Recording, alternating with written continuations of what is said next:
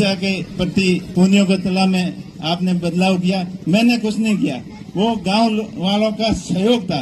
मैंने सिर्फ अपनी बात रखी और एक दो बार तो उन्होंने मना कर दी क्या तो पुराना खोलड़ा दौड़ो बूढ़ियों को प्रेई हो अंग में पड़ो है थाने की कर हाल है नुआ के अंग के जरूरत है। पर मैंने समझाया तब अच्छी तरीके से समझा, सबने अपना अपना सहयोग किया और एक जन सहभागिता स्कीम है और आज भी चालू है जिसके में 60% तो गवर्नमेंट दिया करें, 40% गांव वाला दिया करें।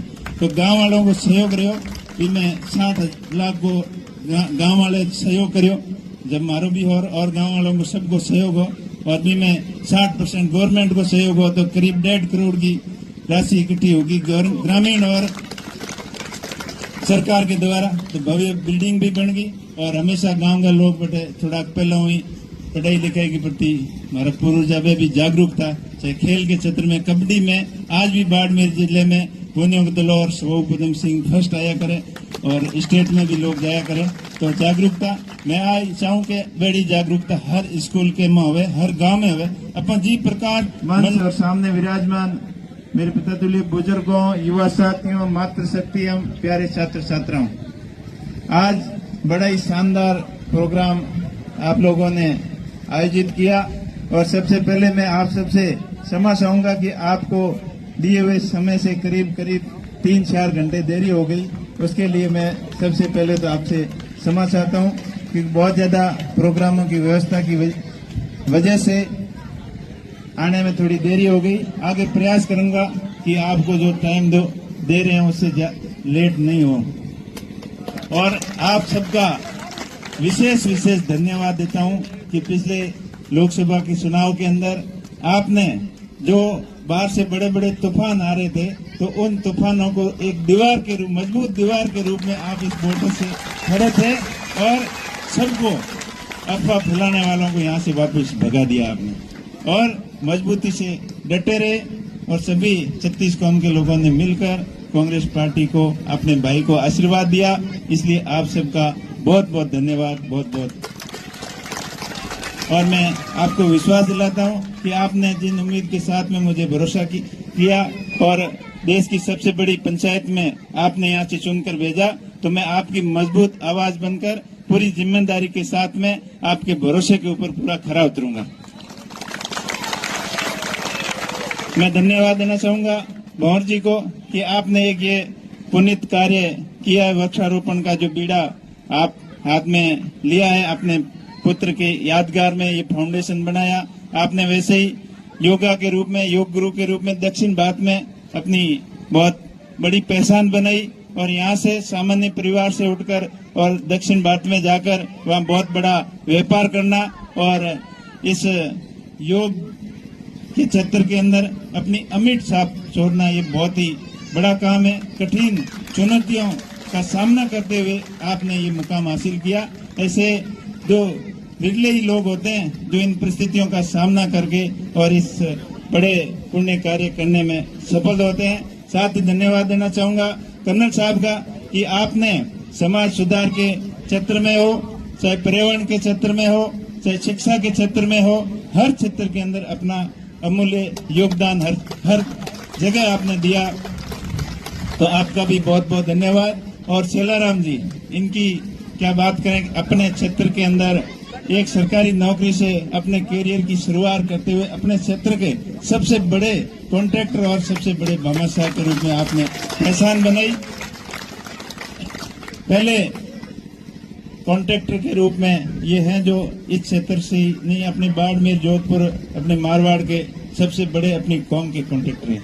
तो ये भी बड़ी मेहनत और चुनौतियों का काम है क्योंकि एक आदमी छोटे से काम की शुरुआत करता है उसको भी बड़ी मुश्किल से पूरा कर पाता है, लेकिन आपने हर चुनौतियों का सामना करते हुए एक बड़े सफल कॉन्ट्रैक्टर के रूप में आपने सफलता हासिल की। और हम आशा करते हैं कि आपकी कंपनी दिन दोगुनी और रात चौगुनी और प्रोग्रेस करे और इसी प्रकार आप चाहे जन सेवा के अंदर हो, शिक्षा के क्षेत्र में हो, चाहे राजनीतिक क्षेत्र में हो, हर तरह से आप मदद करते रहते हैं। इसी प्रकार आगे भी आप मदद करते रहें। बाबू साहब, आप भी पर्यावरण के क्षेत्र में आपने बड़ा नाम कमाया है और पद्म श्री से अवार्ड से आप नवाजे गए, तो ये भी बहुत बड़ी चुनौती का काम था। पर्यावरण को बचाने के लिए हमेशा आप संघर्षरत रहे और विशेष रूप से आज ये पर्यावरण को बढ़ावा देने के लिए इस प्रोग्राम को आयोजित किया है।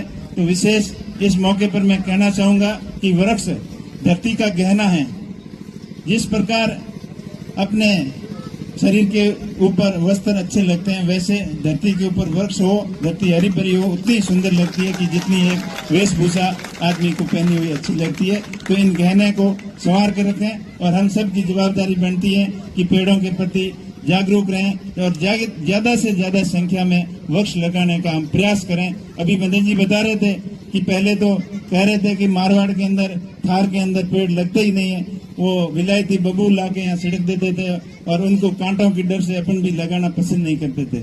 लेकिन जैसे जैसे धीरे धीरे जागरूकता आई तो अपन पेड़ पौधे से धरती हरी भरी होने लगी और यहाँ पर जो फ्रूट की खेती है, अनार है, अंगूर है, नींबू की है, अलग अलग अंजीर वगैरह कई प्रकार की, नाना प्रकार की खेती यहाँ हो सकती है। तो ये अपन ने प्रयास किया, प्रयत्न किया, तभी सफल हुए।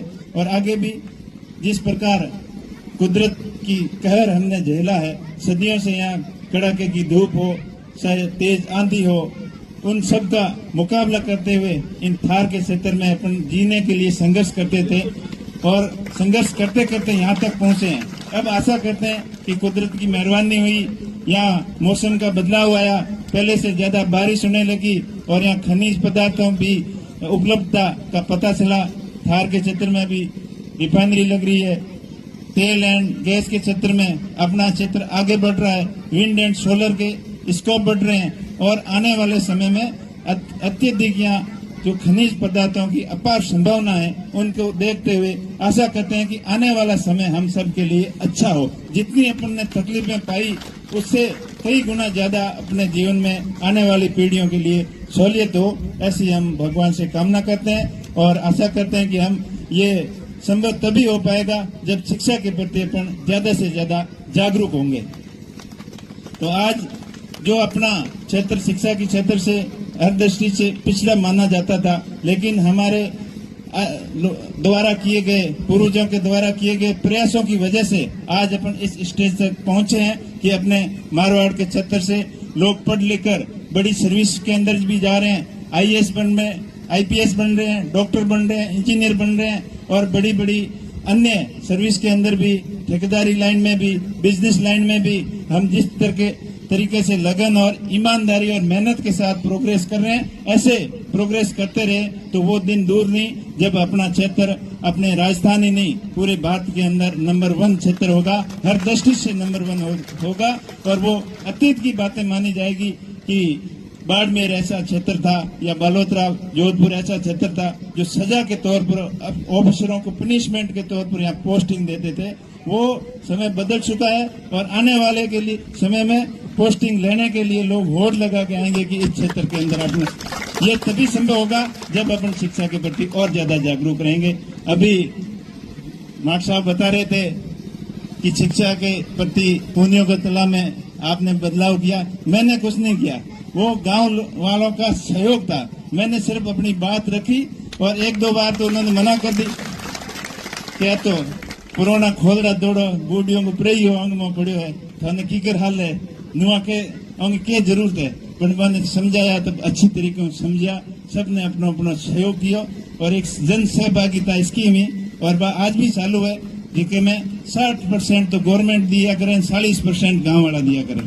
तो गाँव वालों को सहयोग रहो, इनमें 60 लाख को गांव वाले सहयोग करियो, जब मारो भी और गांव वालों को सबको सहयोग हो और भी में 60% गवर्नमेंट को सहयोग हो तो करीब 1.5 करोड़ की राशि इकट्ठी होगी ग्रामीण और सरकार के द्वारा। तो भव्य बिल्डिंग भी बन गई और हमेशा गांव का लोग बैठे थोड़ा पहले हुई पढ़ाई लिखाई के प्रति हमारा पूर्वज भी जागरूक था, चाहे खेल के क्षेत्र में, कबड्डी में, आज भी बाड़मेर जिले में पुनियों के तलो और स्वरूप पदम सिंह फर्स्ट आया करें और स्टेट में भी लोग जाया करें।